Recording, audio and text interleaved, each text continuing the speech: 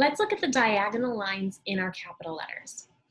So the uppercase letters of the alphabet have diagonal lines in several of the letters. And diagonal lines can either slide like this in this direction and have the upper part be on the right and the lower part be on your left, or they can have the upper part be on the left and the lower part be on the right. They don't have to always be this big. They can be smaller and only take up a small proportion of the writing space, but they can also be big like these first two. So I'm going to make the diagonal lines that slide with the upper part on the right, I'm going to make those ones green, and that the diagonal lines that have the upper part on the left, I'm going to make purple.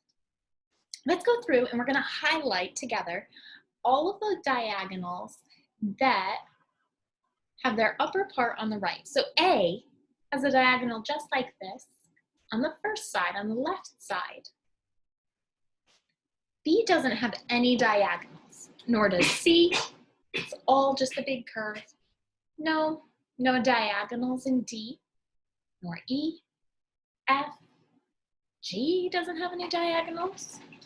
No diagonals in H or I, none in J. K does have some sliding lines, some diagonal lines. The first sliding line slides from the top left and it bumps the vertical line. That vertical line that goes up and down, usually we would keep our utensil on the page and then make that second sliding line, that diagonal that comes down. We'll save that one for when we get to the purple, since right now we're only highlighting diagonal lines that have their upper part on the right. Now M does have one. The tricky part is telling which one. So we want the one that has the high part of the diagonal line on the right. And its diagonal line slides the opposite from the way that we're doing right now. So we're going to hold off on that one. Same with Q and R. Their diagonals slide from the top left, or they have their upper part on the top left. Yep, same with V.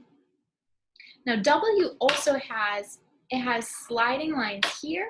Some people make this line over on this side to be a vertical, and mine looks kind of vertical in this one. It looks pretty straight up and down, but it does slide some. Because of all four of those lines and then sliding, when you have a small writing space like this, that I was using the same size box for each of my letters, I had to make those diagonal lines so that they were more vertical than I usually would. If I had a regular lined paper and I was able to spread those sliding lines out just a little bit more. X also has a sliding line like this. Y has its long sliding line that is the same direction as these other ones that we're highlighting right now. And same with Z. Z has a long sliding line. Let's highlight the other diagonal lines, the other sliding lines that come in the other direction. So A on the other side has a sliding line that goes out like this. Starts on the top left and moves out toward the right. Goes down toward the right. K has one of those sliding lines, those diagonals. So does M. And there in N, we see that diagonal that we talked about. Q is going to be the next one. It just has a small diagonal that slides out kind of like a kickstand. R also has a sliding line that goes from top left. Oh, I just noticed that I missed a sliding line in my V to turn it green.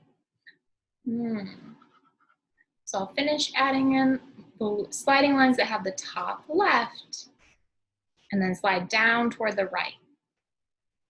We turn those ones purple, and I'm going to go back and notice that I forgot in V. V has a sliding line on this side too. It has two sliding lines, two diagonals that come together to a point at the bottom.